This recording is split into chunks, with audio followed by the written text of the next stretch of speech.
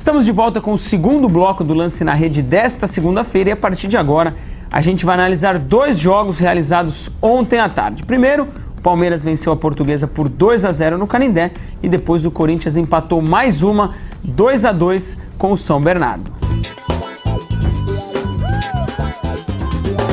E a gente vai analisar primeiro o jogo das 5 horas. O Palmeiras venceu a Portuguesa por 2-0, quarta vitória seguida do time do técnico Luiz Felipe Scolari. Aqui do meu lado, Valdomiro Neto, editor do Lance Net aqui de São Paulo. Neto, o que você achou do jogo do Palmeiras e dessa fase até surpreendente do Verdão depois de um 2010 tão fraco? O Palmeiras está surpreendendo, né? Pelo menos em termos de resultados. Os adversários não dão a possibilidade de tirar conclusões definitivas sobre o time, a qualidade do time. Acho até que no próximo fim de semana com o Corinthians, o Palmeiras já vai ser testado verdadeiramente. O time não tem feito atuações deslumbrantes, de deixar a torcida muito confiante, mas os resultados, de certa forma, contradizem um pouco as previsões. Porque inicialmente aquele primeiro empate, e já com a imagem que vem do ano passado, aquela eliminação sul-americana meio desastrosa, gerou um pessimismo, poucos reforços, agora estão chegando mais, né? Vai chegar o Chico agora do Atlético Paranaense. Mas assim, os resultados pelo menos estão dando uma tranquilidade. Ontem o Felipão falou que pelos cálculos dele, como classificam 8, o Palmeiras já conseguiu mais ou menos 40% dos pontos. Isso dá para o Felipão a possibilidade de trabalhar mais o time, encaixar os reforços. E assim, o time não é tão ruim, quanto dizer, não é uma maravilha, mas não é tão ruim. Diziam que o Palmeiras era o Vasco aqui de São Paulo, né? Faziam essa comparação. Palmeiras e Vasco estão no mesmo patamar. Pelo visto, o Palmeiras não tá... Em termos de pontuação, não dá nem para comparar, né? O Palmeiras é líder, quer dizer, segundo colocado, mas tem a mesma pontuação do líder, e o Vasco não fez nenhum ponto. O Vasco está atrás de 6 times do grupo dele, que são times pequenos. O Vasco, inclusive, já não tem nem mais chance de disputa de Taça Guanabara agora, né? Já está eliminado, não pode chegar na semifinal da Taça Guanabara. Eu acho que o Palmeiras, assim, pelo menos os resultados... Às vezes, assim, um time que consegue os resultados que o Palmeiras está conseguindo, no mínimo, é um time que pode almejar alguma coisa. Se fosse, ontem eu ouvi um comentário numa emissora, se fosse o Campeonato Brasileiro começar hoje, o Palmeiras não seria apontado como um dos favoritos do Campeonato Brasileiro. Mas no Paulista, se classificar ali nos primeiros colocados, chega no mata-mata, porque pode ambicionar o time do Paulista e a Copa do Brasil também. Então, assim, é um time que não é a 8ª maravilha do mundo, mas não é tão ruim quanto diziam, né? O Kleber fez um gol ontem ao seu estilo, quer dizer, parece que o Kleber já está mostrando vontade característica dele, é um jogador que pode... Eu acho que ele está conseguindo unir a vontade dele ao fato de fazer gols, já que ele fez 4 esse ano e é vice-artilheiro do Campeonato Paulista, quer dizer, já não deixou de ser aquele atacante que só corria para ser um atacante que luta, briga e faz gols também. E decide, né? Exatamente. Decide, que é o que a torcida espera do Kleber porque o Kleber, vamos dizer assim, é o principal nome do time. É o jogador acima da média no elenco do Palmeiras, né? Junto com o Marcos, evidentemente. É que o Marcos não tem aquela sequência toda, mas fez ontem o segundo jogo. O que você está achando desse retorno do Marcos? Você acha que pode ser um ano diferente para ele? Ele já tinha dito que não vai, já meio que alertou que não vai conseguir fazer uma sequência, mas... Por outro lado, na quarta-feira, quando ele voltou, logo depois já havia esperado que ele não jogasse com a Portuguesa. Jogou, é um sinal, o aspecto físico, acho que a questão física para ele já não está tão... O problema é que o Marcos é muito infeliz, né? Quando ele está bem, aí um lance, é sempre um choque, mas ele tem um pouco de azar, tem tido um pouco de azar nos últimos anos em relação a isso. Para a posição de goleiro, é um pouco mais... Você vê o caso do Rogério também.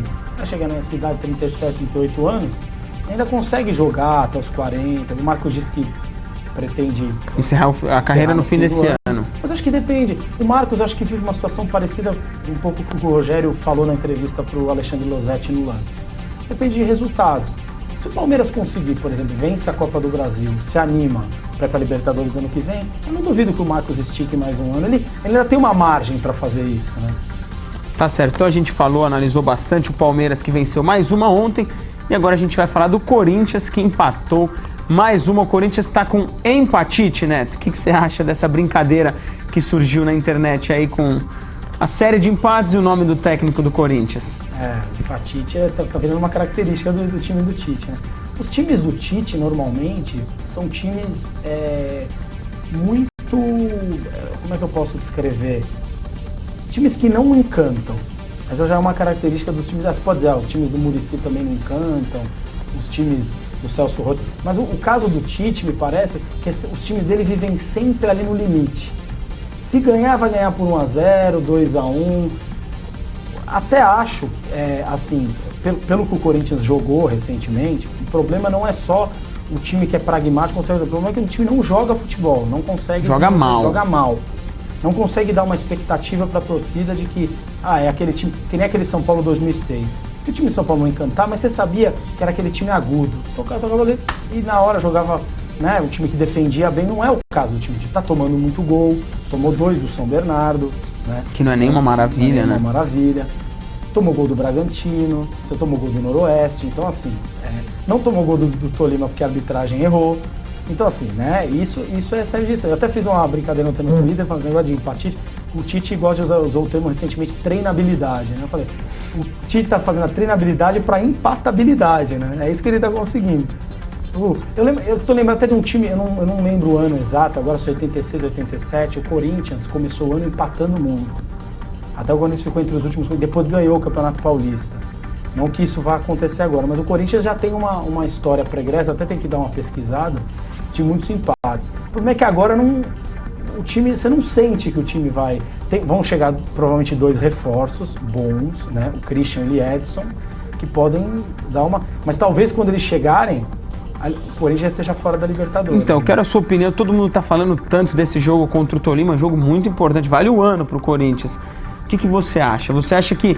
A gente, há uma semana, achava que era improvável a desclassificação do Corinthians. Achava que o Corinthians ia ganhar de 1, 2, 3, até 4, mais gols. E agora, o que você acha desse jogo na quarta-feira, já que ingressos mais baratos na Colômbia, o Tolima não é tão bobo quanto a gente esperava. O que você acha desse jogo? Parece que o campo lá é apertado, acanhado. Uma panelinha de pressão ali. Eu acho o seguinte, como você falou, primeiro jogo, ninguém apostava mesmo o mais pessimista, até porque o Tite havia dito que o jogo com o Noroeste, a equipe se poupou, que seria diferente, a equipe foi a mesma. Até, para alguns, o time jogou pior contra o Tolima do que jogou contra o Noroeste, se é que era possível jogar pior. Assim, eu não acho que seja uma missão tão improvável o Corinthians ganhar, até porque se o Corinthians empatar com gols, empatar como empatou com o São Bernardo 2-2, tá ótimo, se classifica.